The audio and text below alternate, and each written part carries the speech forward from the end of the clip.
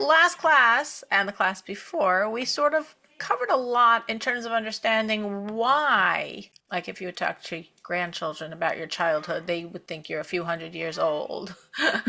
Why travel agents or payphone, telephone, repairmen, obsolete. Why the seventh millennium is the era of redemption. We learned the whys, but the whats and the hows we didn't touch. And we said this is a very special time in your life to find this out, especially for people that are more older, because we said there are the three eras, and that last era is God Himself. So for those people in that stage, hey, you're in the most godly part of your life. It's the best time to learn the secrets and absorb them. So hopefully today we're going to touch on four aspects of this topic. One, why is Mashiach so fundamental? Who is Mashiach? How do we arrive at the redemption? And what will happen then? Maimonides, he enumerated the 13 principles of which all Judaism is built on. Both the 12th and the 13th principle really connect to Mashiach, to redemption. And a great rabbi, Rabbi Yisrael Meir Kogan, known more commonly by his work, the Chafetz Chaim, said it's not just a principle. Mashiach is not just a principle, it's the principle of all principles, meaning it's the nucleus of Judaism. Everything in Judaism revolves around the concept of redemption, of Mashiach. In the Talmud Shabbos, it says that there are 6 questions a person will be asked when he passes away and ascends to the heavenly court. So there are 6 foundational questions. What are they? Were you honest in your business dealings? Did you establish times to study Torah? Did you involve yourself in producing children? Did you anticipate the redemption? Did you involve yourself in wisdom? Understanding something from something else.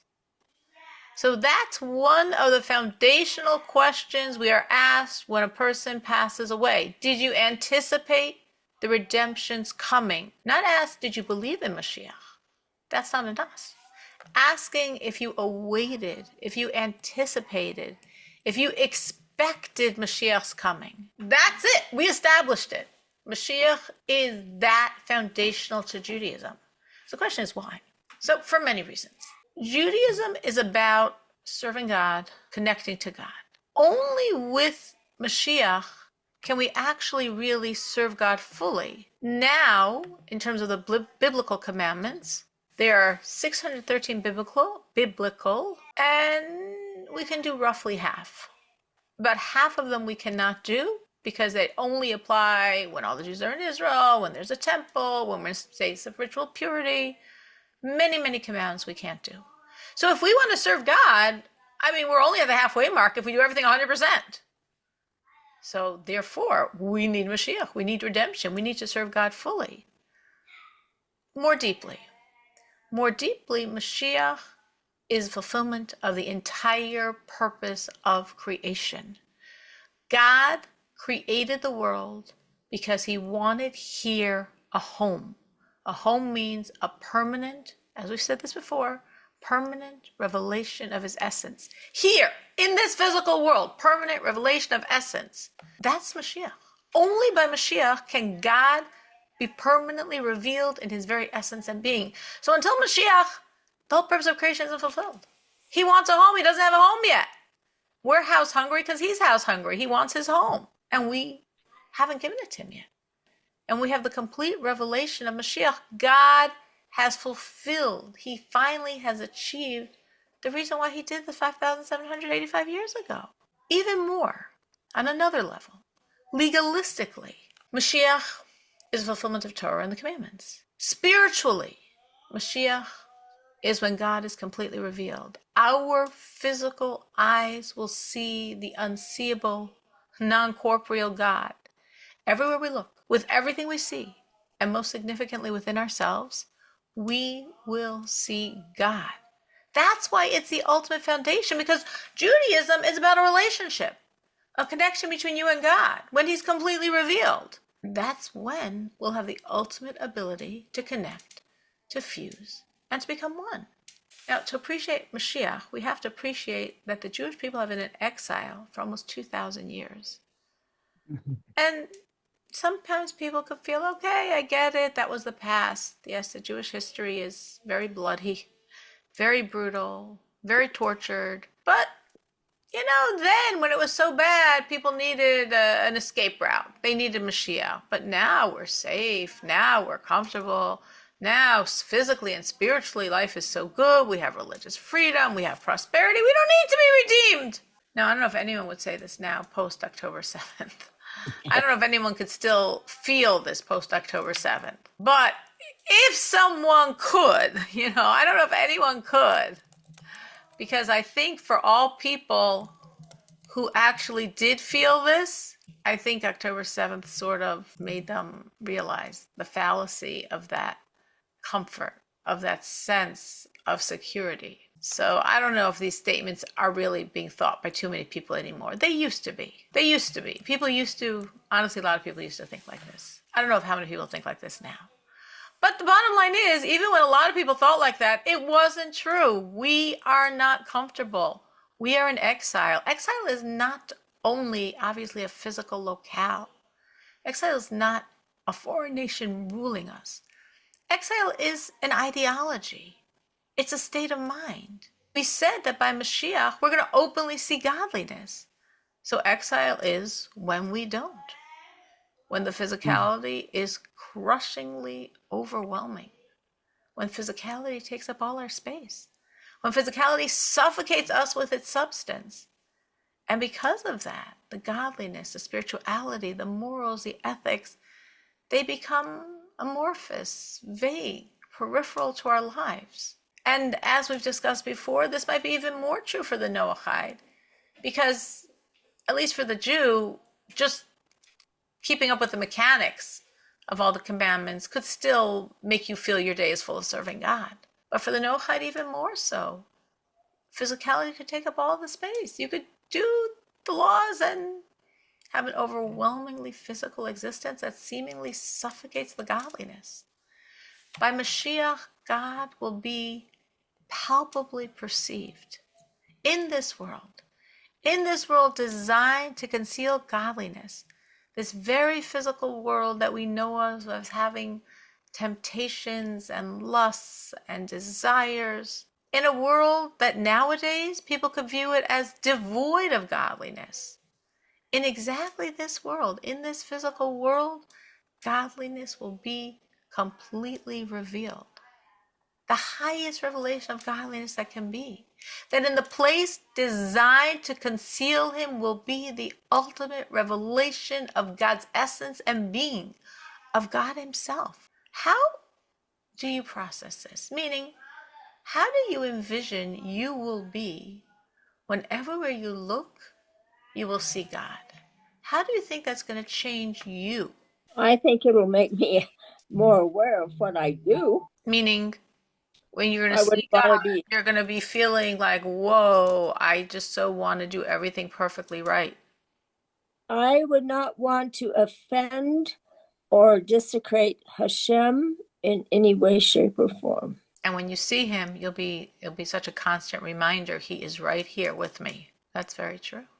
The awareness, yeah, that sometimes we forget these days. It's really important because, of course, God is here now. I just want to clarify that, because it's not like when Mashiach comes, then God will come into this world.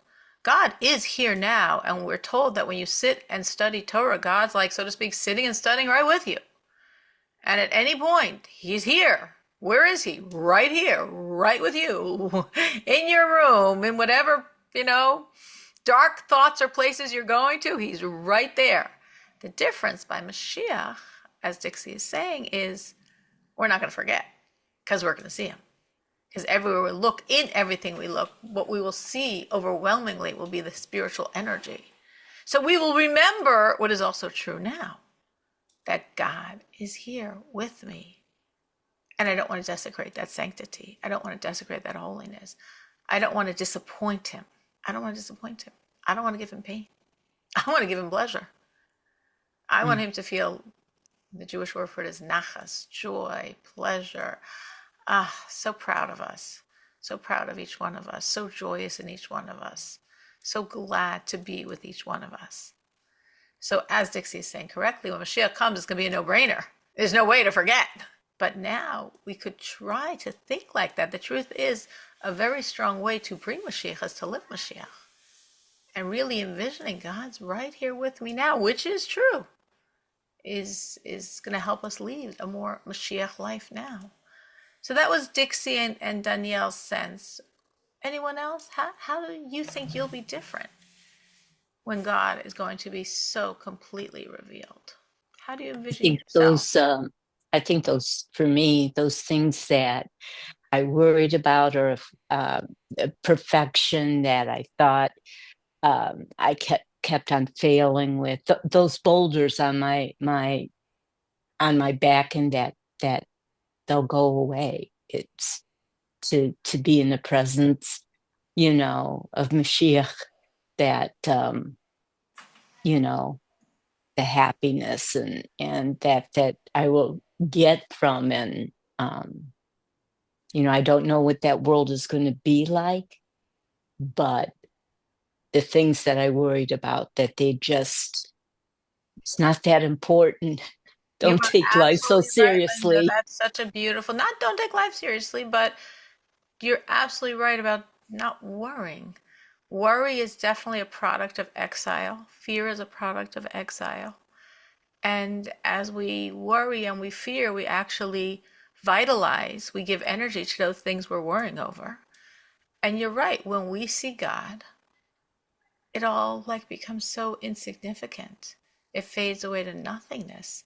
As you said, and as Danielle just wrote in the comments, you feel joy. We're going to feel such joy being in God's presence. It's like, oh my, euphoria. And part of that joy is what Linda's saying. This will be true for every one of us, because when we have the complete revelation of Mashiach, evil will be out of business. It will be gone. So the worries and the fears, they might not feel too evil. I mean, what am I sinning by worrying and fearing? But it is, because it's feeding this negative energy, this negative space, this barrier to God's presence. Because in God's presence, we're secure, we're confident, we're calm, we're joyous. We know it's all good. He's running the world, and he's only good and only doing good. So there's no place for any worry or any fear or any concern. We're in God's hands, and those are good hands. So when Mashiach comes, and that darkness will leave this world, the darkness outside and the darkness within ourselves. And then, yes, we'll process everything as just, it's God and it's good. And we are so blessed that we're alive to see it. We're so blessed. All of mankind has waited for this, and we're here when it's happening. It's huge, huge, huge blessing. And we will rejoice in that blessing. We will rejoice to be the generation of redemption. Anyone else? Any other thoughts on how seeing God like this will change you? I'll have focus instead of being scattered and distracted so often. I'll have focus on him and on serving him. Absolutely. Absolutely. That focus. We focus. Can't get distracted.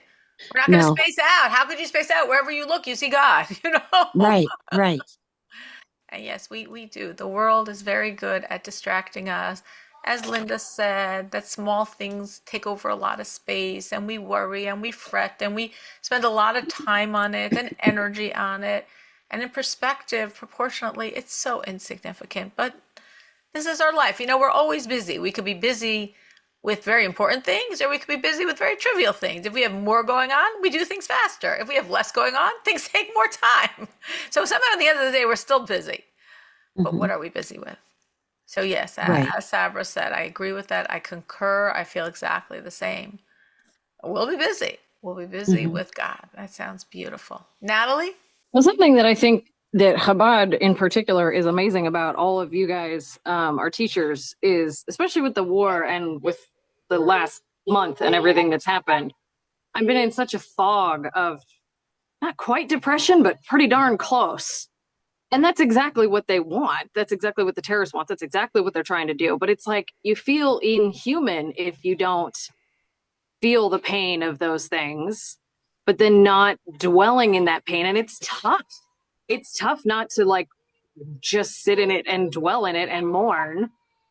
But it's all the the Chabad women got together in New York and celebrated, and then, you know, see the videos of the teens in New York, and it's like, and, you know, people dancing in Jerusalem. And we talked to our Israeli friends who are, you know, they're, in a way, they're kind of used to this. And so it's like, no, I'm focusing on being with my family and making joyful times and getting ingredients for Hamatashin and the costumes for Purim. And it's like, I mean, I got a lot to learn.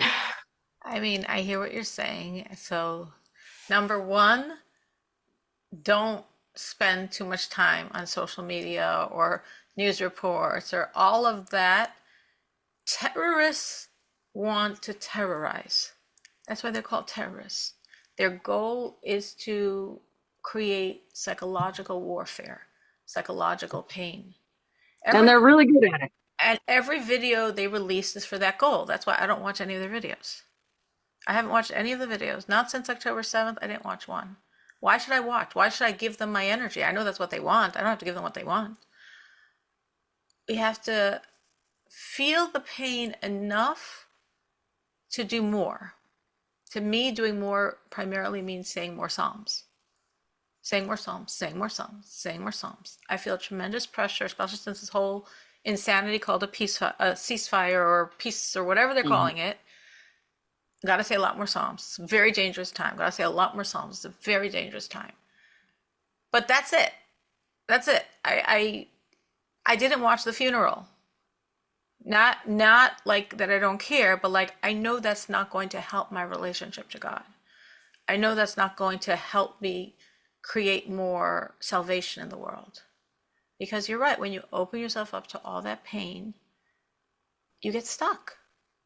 And that's exactly the goal of evil, is to make us stuck. I think that's why Linda and Danielle both said when they were thinking of Mashiach, they use the term joy, happiness, because happiness is a godly space. Pain and sadness and being stuck is an evil space. Now, there is something in the middle, which in the biblical Hebrew is called merirus, which does not translate well into English. We'll translate it as energized bitterness, but that's like a very poor translation, which means you feel enough pain that you're moved to do something. But the stuck means this is coming from evil. This is coming from bad space. This is bad energy. And when we do that, we are literally feeding the terrorists, and this is how they gain power. And we have to be fearless, not cowed. We have to be strong, not subdued. And we have to be confident in God. And yes, we respond by gathering 4,000 teens in Manhattan and singing and showing the world they're Jews and they're proud, and having conventions with thousands of people, and we're so joyous. And it's like, at a time like this is what you're doing. This is exactly what we're doing at a time like this. This is now, we just entered in Friday and Saturday to the month of Adar in the Jewish calendar. And Adar is a month of joy. Now, you're supposed to rejoice every day of your life, and actually being joyous is a godly space. I don't know how it's viewed in the Christian world, if you were raised that joy is inappropriate or godly. I have no clue.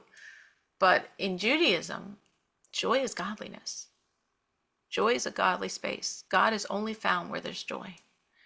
To such a degree that the prophets, if they were trying to receive God's prophecy, they would have people play musical instruments where they were, because music helps us feel joy. And you have to feel joy for God to talk to you. And if someone's in deep pain, God can't talk to them. Like Jacob, for the 22 years that Joseph was separated from him, he was in such pain, God couldn't talk to him. God can only be where there's a space of joy. So if we're stuck in that sadness, in that depression, in that overwhelming fear and grief, they won. We have to say Psalms. We give charity. We add in serving God. That's how we fight. Those are our tools. But this is, again, going back to what Linda and Danielle said, why, when we think of Mashiach, we think of joy. It will truly be a time of joy for every single human being, for every creature in this world, for every plant life in this world. The world will finally have achieved its purpose. And now we have eternity to rejoice in that. And that's joy. It's joy in living with God. It's joy that you and God are one. And it's joy for yourselves as Noahides that you knew it all along, that you already are on God's team, that you already dedicated your life to serving him, that you were part of the process creating redemption. That's going to be a very, very, very deep joy. So whenever you feel any other emotion, it's not what God wants. It can feel holy. Sometimes sadness and grief feels holy. But we have to really be careful because it's not really the space God wants us to be in. Mashiach actually means, literally, Mashuach, the anointed one. So the term Mashiach could almost be confusing because it could and does refer to the era of redemption. Like we say, the days of Mashiach, the era of redemption. But ultimately, again, Mashiach is Mashuach, the anointed one. It means Redeemer. So how do we know who that Redeemer is? Well, Maimonides very graciously gave us the criterion, the job description.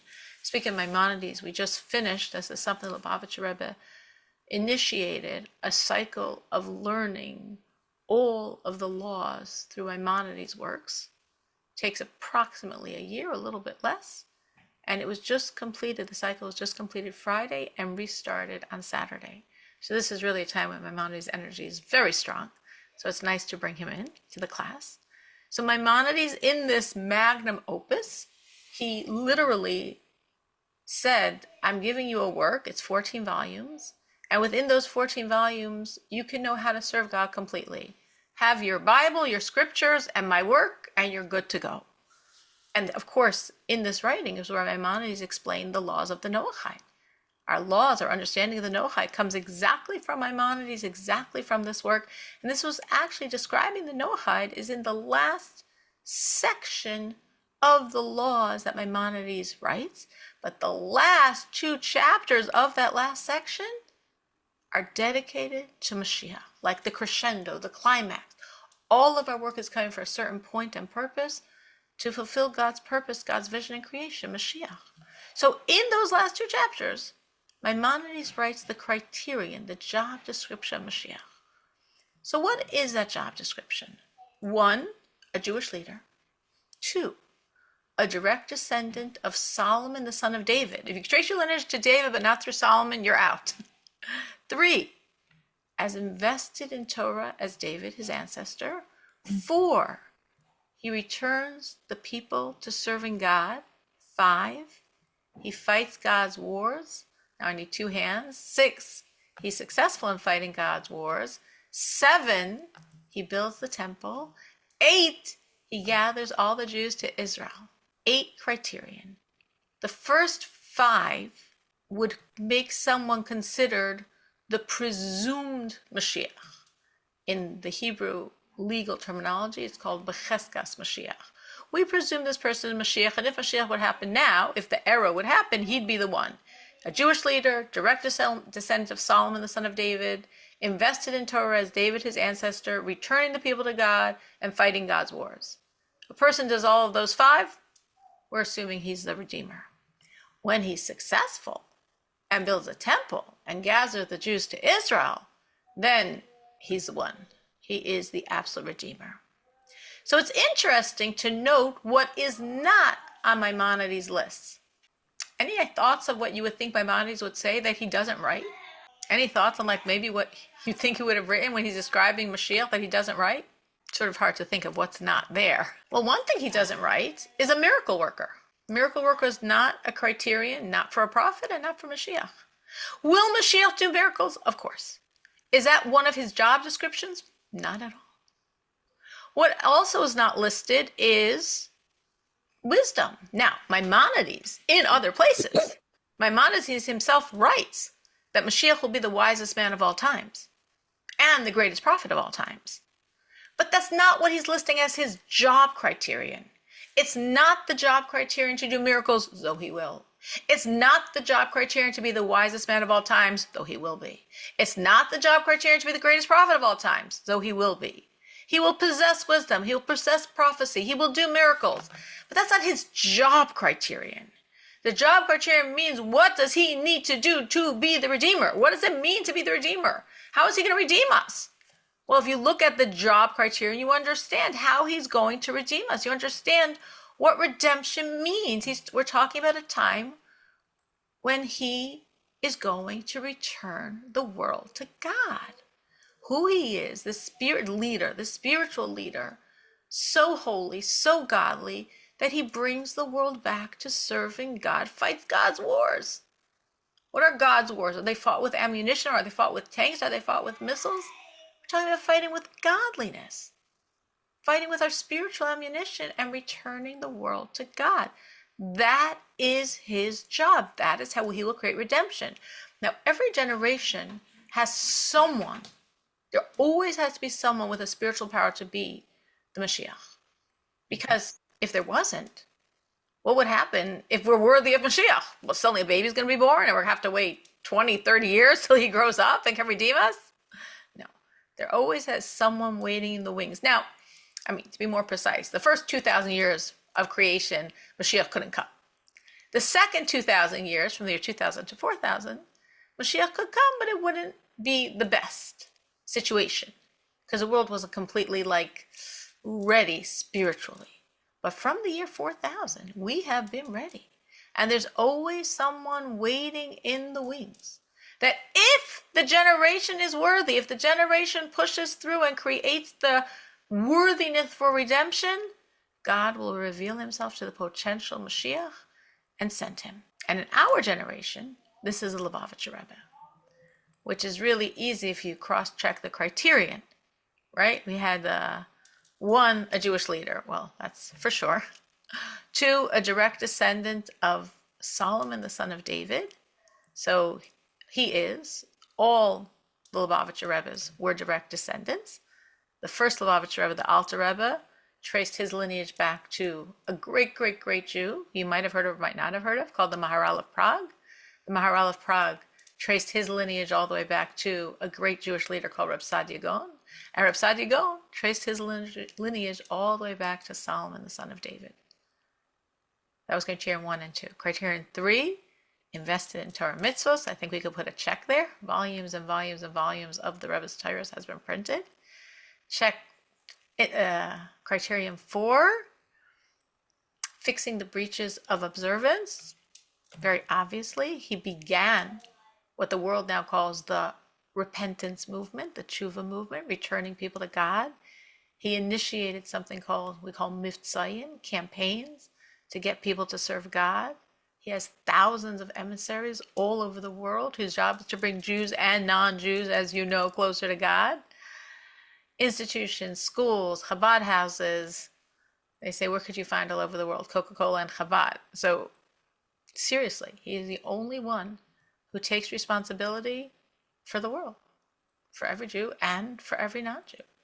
In the 80s, he started the campaign that we have to bring the Noahide laws to Noahides. We have to bring the world to know they have a relationship with God. That was the first time any Jewish leader ever said, we have to reach the non-Jewish world. They deserve to know they have a relationship with God. We have to help them access it. Now, I'm not blaming any Jewish leader in previous times because, of course, as we know and we've discussed, in previous times it just wasn't practically possible. It was too dangerous. But now it's doable. And the Rebbe said we have to do it. It's part of bringing Mashiach, is that every human being should know and should have a relationship with God. So that was 1, 2, 3, 4, very obviously. 5 was fighting the wars of God.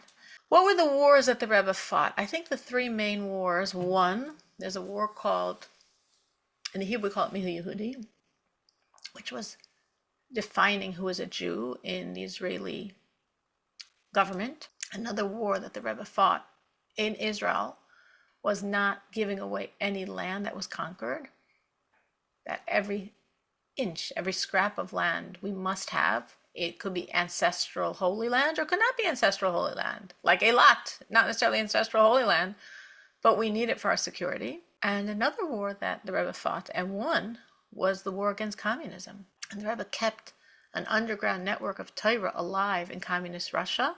They tried very hard to wipe out Judaism in Russia. Stalin had something called the Doctor's Plot, where he created a situation where a number of all Jewish doctors were accused of plotting to poison Stalin.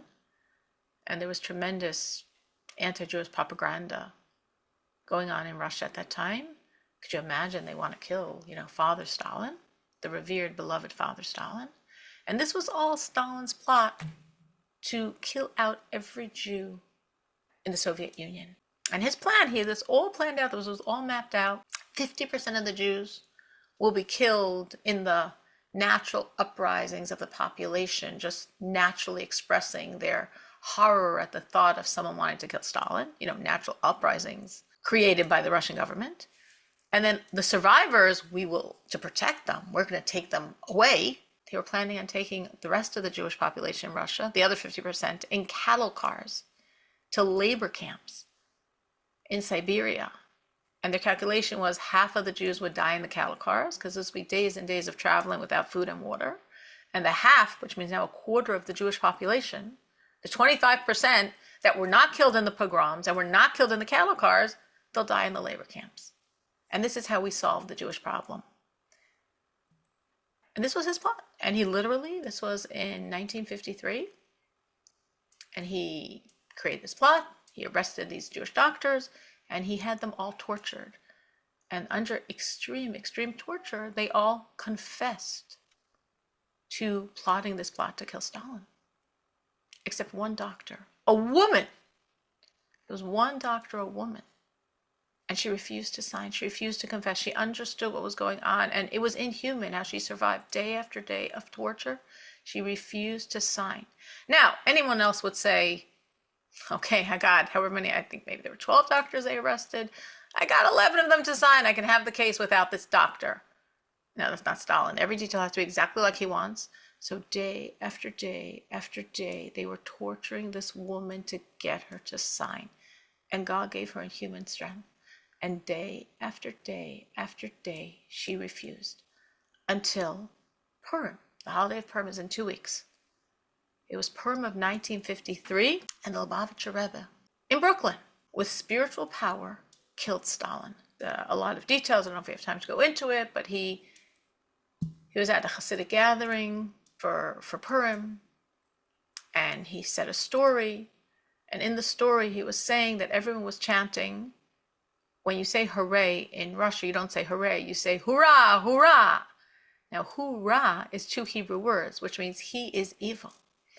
So as the Rebbe says the story, and then he starts saying hurrah, hurrah, and they understood everybody that they're supposed to say hurrah, hurrah, which is sort of like cheering, but really means he is evil, he is evil, he is evil. And they're chanting and chanting very strongly, and they knew something was happening. They didn't know what. He is evil, he is evil, he is evil. This is Purim of 1953. And then the Rebbe totally unexpectedly went into a very second Hasidic discourse. Generally in a Hasidic gathering, every other time, and all the times we know, the Rebbe said one Hasidic discourse, max.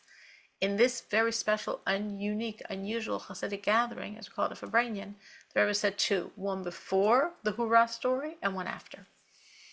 So the Hasidim, the followers of the Rebbe, knew something was going on, but they had no clue what.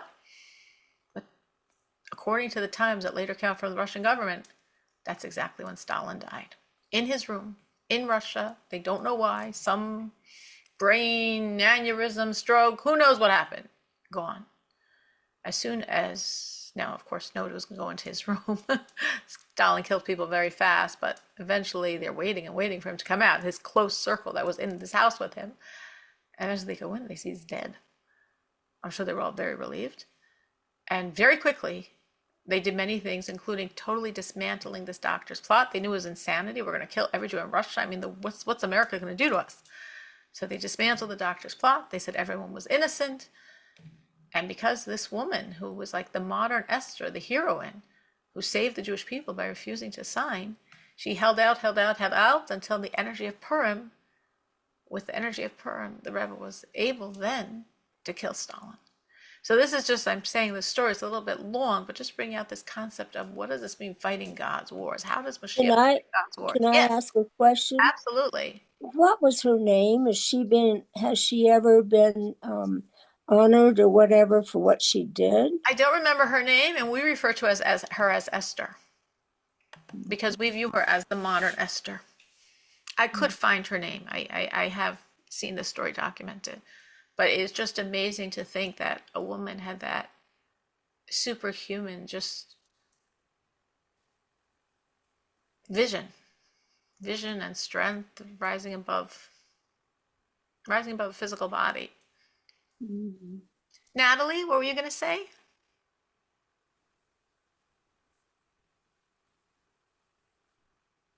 Sorry, I tried to unmute. No, I was just going to say that it's amazing how the Jewish perspective that there is a messianic potential in every generation if the generation can do the work just makes way more sense than the Christian perspective that it's like this big mystery and nobody knows when it's going to come. There's so many times where I'm like, oh, it's amazing. Judaism makes so much more sense. This other thing that we added onto it by people that didn't really know Judaism. Like, you would not believe the things that I was taught as a child to like square the circle. Yes. It's like, wow, it makes so much sense. Listen, once it's being man-made, I mean, obviously, you know, men are imperfect, so they're never going to come up with it exactly right. But yes, and there's actually a book that I have somewhere in my house, more like a pamphlet than a book. The author of it was actually in my house recently, a very brilliant man.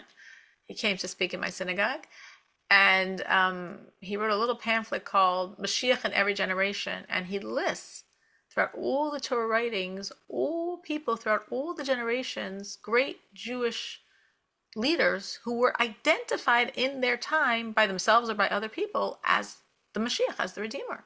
Well, what do you mean? How could you identify someone as a Redeemer? And if he didn't come, aren't you embarrassed to write? Like, you know, it's like we're printing a book saying this one was called Mashiach. I mean, like, what's the point?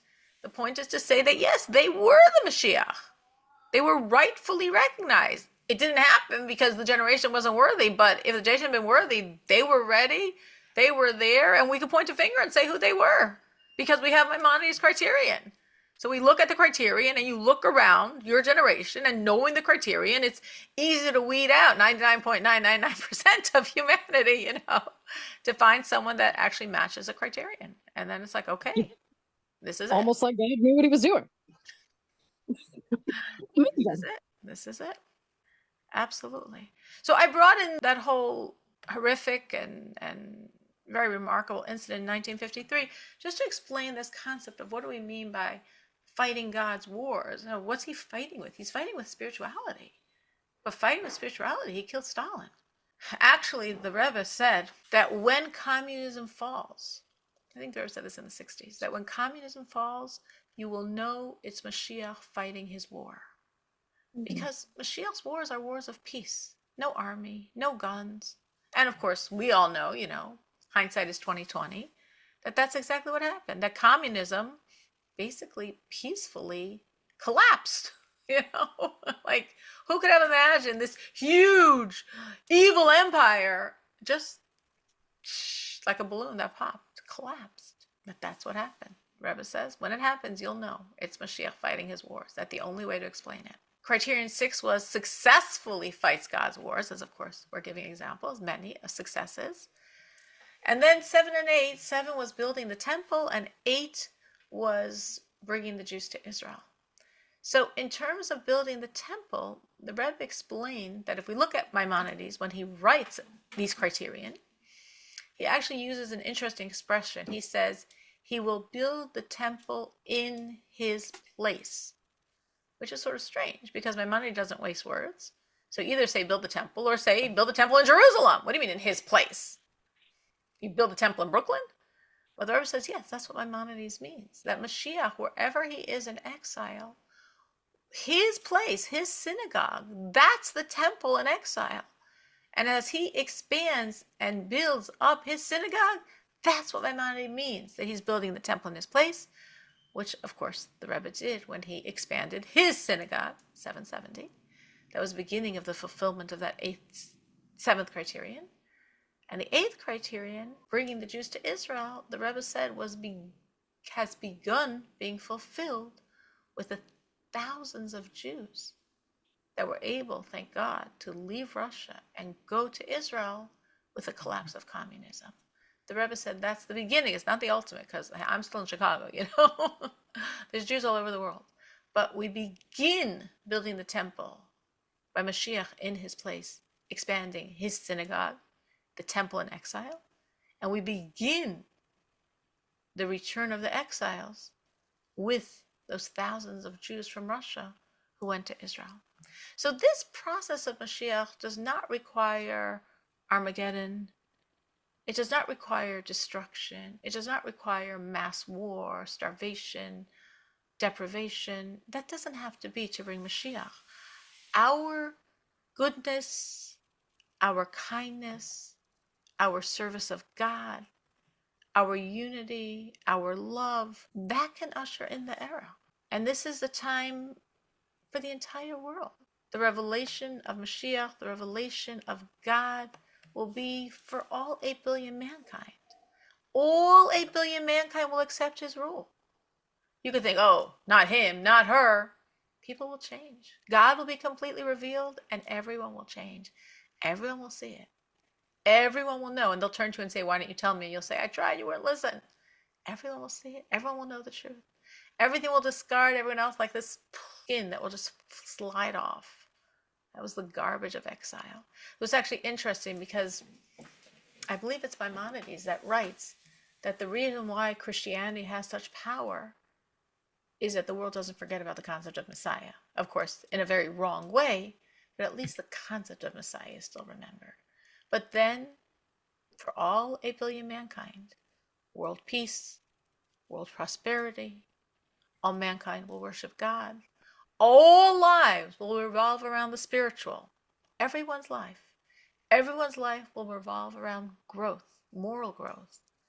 Everyone's life will revolve around a deeper connection to and understanding of God. That is what the era of Mashiach is about. We're sort of at the end, but does someone have a question I could answer right before we go? Any last question or anything I said tonight? Linda? Yeah, now I know that there's going to be a resurrection. Is that before Mashiach comes, or is that during or That's a great after question. he's revealed? That's a great question. With the initial complete revelation of Mashiach, right away then, that day, there'll be the resurrection for all the incredibly righteous, holy, holy Jews of all times. And they will all stand up that first day because they all work so hard to bring Mashiach. So they shouldn't be like souls above looking down at the party. They should be part of the party. Like the Talmud says, we're going to have the temple. And if we have questions, we can ask Aaron. Aaron and Moses will be right there with us on that first day. But then for everyone else, it will happen gradually over 40 years. Have that vision like we spoke about by Mashiach and then recognize, hey, I don't have to wait for Mashiach. God is here now. I just have to remember, God is here with me right now.